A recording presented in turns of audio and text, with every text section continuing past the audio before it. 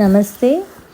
ఈవేళ స్పిరిచువల్ జర్నీలో మేము సిద్ధగురు గారితో కూర్చొని ఉన్నప్పుడు కొన్ని క్వశ్చన్స్ అడిగాము. అంటే కష్టపడే వాళ్ళు పాపం చేసిన వాళ్ళ, పాపం చేస్తేనే కష్టాలు వస్తాయా అని. దానికి ఆయన ఇచ్చిన ఆన్సర్స్ ఇవి. దాంట్లో మాకు చాలా డిస్కషన్స్ అయినాయి. అంటే కొన్ని యాక్సెప్ట్ చేసుకున్నట్టుగా ఉంటాయి మనకి, కానీ అదే నిజమని సిద్ధగురు గారు చెప్తారు. పాపానికి కష్టానికి సంబంధం లేదు అంటారు ఆయన. అది ఎలా అండి సంబంధం లేదు, మనం పాపం చేస్తేనే కదా మనం కష్టపడతాము అని మేము. కానీ దీనిలో ఆయన చెప్పిన విషయాన్ని నేను మీతో షేర్ చేస్తాను. మీకు ఏదైనా డౌట్స్ ఉన్నా ఏదున్నా కానీ మీరు కమెంట్స్లో అడగండి. మళ్ళీ ఆయన అడిగి నేను మీ డౌట్స్ ఏదైనా ఉంటే క్లియర్ చేస్తాను. ఇప్పుడైతే సిద్ధగురు గారు ఏం చెప్పారో అది మీతో నేను షేర్ చేసుకుంటున్నాను. ఇప్పుడు ఏంటంటే మనిషికి పాప పుణ్యాలు రెండు వేరే వేరే అంటారు. పాప పుణ్యాలు కష్టపడేది వేరే అంటారు. ఇప్పుడు ఎగ్జాంపుల్ చూడండి, ఒక దొంగ ఉన్నాడు, ఎప్పుడు దొంగతనం చేస్తూ బ్రతికేస్తూ ఉంటాడు. వాడు ఎప్పుడు దొంగతనం ఆపేస్తాడో అప్పుడు వాడు కష్టపడతాడు, అంతే కదా. ఎవరినో ఒకటి ఏదో ఒకటి చెప్తూనే ఉంటారంటే నసుగుతూ ఉంటారు. వాళ్ళకి ఏంటంటే వాళ్ళు అలా నసగడం అనేది మానేసినప్పుడు అయ్యో నేను ఇన్ని రోజులు ఎంత నసిగానా అని వాళ్ళు ఫీల్ అవుతారు, అంతే. అది కష్టపడతారు. అంటే కష్టపడేదానికి పాపానికి చాలా చాలా డిఫరెన్స్ ఉంది అంటారు అనమాట. ఒక మనిషి ఇంకో మనిషిని కష్టపెడుతున్నాడు అంటే ఆ కష్టపెట్టే మనిషికే పాపం, అది కష్టపడేవాడిది కాదు. ఇప్పుడు చూడండి, ఒక మనిషి దగ్గర ఒక 10 లక్షలు ఉంటే ఈ 10 మందిని హ్యాపీగా ఉంచవచ్చు అతను. కానీ ఏం చేస్తాడు, ఆ 10 లక్షలని మళ్ళీ 10 కోట్లుగా చేయాలని వ్యాపారాలు చేస్తాడు. ఆ వ్యాపారాలు చేసుకునేటప్పుడు చాలామందిని పనికి పెడతారు. అప్పుడు ఆ పని చేసేవాళ్ళు కష్టపడతారు, అంతే. ఈ వీళ్ళని కష్టపెట్టింది ఎవరు? మనిషే కదా. ఆ మనిషిదే కానీ పాపం కష్టపడేవాడిది కాదు పాపం అని అంటారనమాట. ఇప్పుడు ఇన్నసెంట్గా మనం ఏమనుకుంటాము, పాపానికి వీడు పాపం అనుభవిస్తున్నాడు అంటే వీడు కష్టపడుతున్నాడు, ఎంతో పాపం చేశాడు అని అనుకుంటాం మనం. కానీ దానికి రెండిటికి ఇది లేదు. ఇది ఏంటంటే వాళ్ళ స్వభావంలో వస్తుంది. స్వభావం అంటే ఒక వర్క్ అని అర్థం, యాక్షన్ అని అర్థం అన్నమాట. దానికి ఎగ్జాంపుల్ చూడండి, 2 ఫాదర్ స్టోరీ తీసుకుందాం. ఇద్దరు ఫాదర్లు బాగా సంపాదిస్తారు. ఒక ఫాదర్ ఏంటంటే సంపాదించి తన పిల్లల్ని హ్యాపీగా ఉంచి తన చుట్టూ ఉన్న పిల్లల్ని కూడా హ్యాపీగా ఉంచుతాడు. ఇంకో ఫాదర్ ఏం చేస్తాడంటే వాడు మాత్రమే హ్యాపీగా ఉండాలనుకుంటాడు, ఎప్పుడు తాగుతూ హ్యాపీగా బ్రతికేస్తుంటాడు, వాడి పిల్లల గురించి చూసుకోడు. ఇక్కడ 2 ఫాదరు సంపాదిస్తున్నారు, అన్నీ ఒకటే. కానీ ఎక్కడ వస్తుంది పాపం అనేది అంటే ఇక్కడ వాళ్ళ స్వభావంలో వస్తుంది, వాళ్ళ ఒక యాక్షన్లో వస్తుంది. దీనికి సొసైటీయే రీజనే కానీ ఆ మనిషి కాదు అంటారు. బీదవాడు ఎందుకు భేదవాడుగానే బ్రతుకుతున్నాడు అంటే గొప్పవాళ్ళు ఎప్పుడు కూడా మనలాగా వాళ్ళు కూడా రావాలని అనుకోవట్లేదు. అది ఎక్కడొస్తుంది? మీ మనిషి యొక్క స్వభావంలోనే వస్తుంది, కానీ దేవుడేమి మీకు ఇవ్వలేదు అంటారు.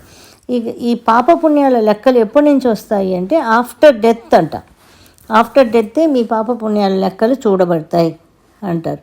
అంటే ఏంటంటే అన్ని రిలీజియన్స్లో కొన్ని అలవాట్లు పెట్టున్నారు. చనిపోయిన తర్వాత మన హిందూయిజంలో ఈ నవధాన్యాలు ఉన్నాయి కదా, నవధాన్యాలు వేస్తారట. వేసినప్పుడు అది చెట్టుగా గ్రీన్గా వచ్చింది అనుకోండి, బాగా పెరిగినాయి అనుకోండి, ఆ పెరిగిందంటే అప్పుడు వీళ్ళు చనిపోయిన వ్యక్తి స్వర్గానికి వెళ్ళాడు. అది బాగా ఎండిపోయి సరిగ్గా రాలేదనుకోండి, అది నరకానికి వెళ్ళినట్టు లెక్క. అలాగే ప్రతి రిలీజియన్లో ఒక్కొక్కటి ఉంది. యూదర్గలు అంటారు. వీళ్ళంతా ఎలా ఉంటుంది అంటే గుడ్డలో పువ్వులంతా పెడతారట.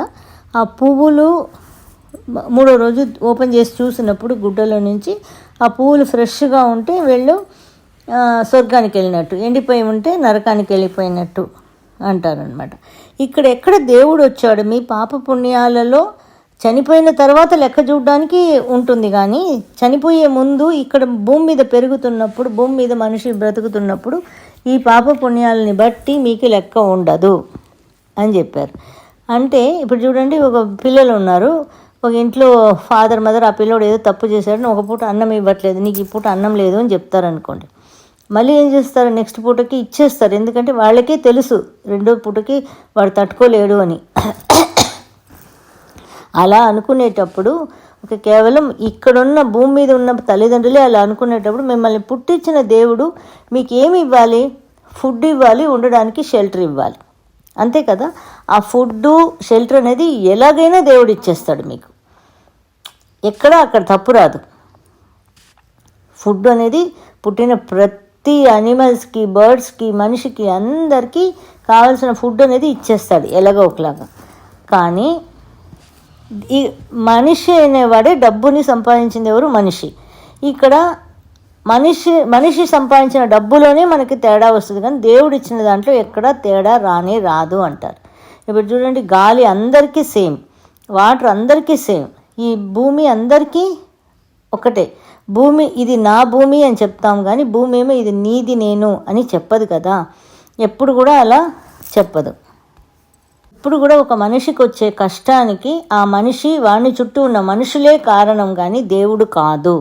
ఎందుకంటే దేవుడు డబ్బు సంపాదించి డబ్బుని న్యాచురల్ వేలో ఇవ్వలేదు మనకి అని చెప్తున్నారు అనమాట ఆయన. అంటే మనం అంటాం కదా, వాడు చేసిన పాపమే వాడు అనుభవిస్తున్నాడు అని, అది తప్పు అంటున్నారు. ఎలా అంటే ఇప్పుడు వాడు చేసిన తప్పు అంటే ఏమిటంటే, ఇప్పుడు ఒక మనిషి ఉన్నాడు, అతని అమ్మ నాన్నని ఎలా చూసుకుంటాడు, అతని పిల్లల్ని అతను ఎలా పెంచుతున్నాడు, దాన్ని బట్టి ఆ పిల్లలు వాళ్ళమ్మ నాన్నని వాళ్ళ పిల్లల్ని పెంచుతారు. అక్కడ వస్తుంది వాడు తప్పు అనేది, అక్కడ కూడా వాడు తప్పే, కానీ అది కానీ పాపపుణ్యాల్లో రాదు అని అంటారనమాట ఆయన. ఇప్పుడు అలాగే చూడండి, ఏదో భిక్షగతి వాళ్ళ పిల్లలు రోడ్డు మీద ఎక్కడో మూలలో చిన్న పిల్లని వేసేసి వెళ్ళిపోయారనుకోండి. ఆ పక్కన వస్తున్న ఒకడికి బాగా పెద్ద కోటీశ్వరుడు, కానీ పిల్లలు లేరు అంటే ఆ పిల్లని ఎత్తుకుంటే ఆ పిల్లోడు గొప్పవాడైపోతాడు, అంతే. అది అక్కడ పాపపుణ్యాలతో లెక్క లేదు అంటారు. అందుకే చాలామంది ఎగ్జాంపుల్స్ ఉన్నాయి. బిల్ గేట్స్, ఇంకా తమిళనాడులో సరవణ స్టోర్స్ అని అంటారనమాట.